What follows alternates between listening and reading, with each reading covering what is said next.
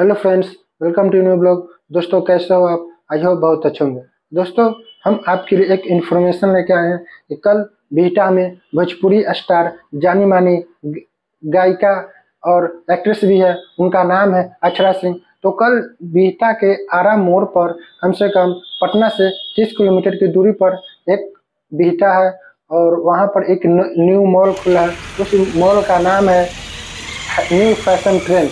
तो उसी का ओपनिंग है, तो उसी में आ रहे हैं अक्षरा सिंह।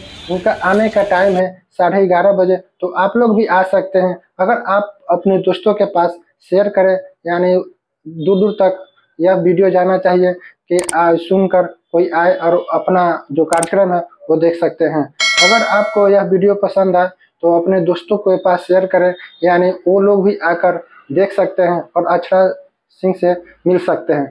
तो दोस्तों अगर आपको वीडियो पसंद आए तो कृपया इस वीडियो को अपने दोस्तों के पास अधिक से अधिक शेयर कीजिए, यानी सबको ये पता चलना चाहिए। जय हिंद।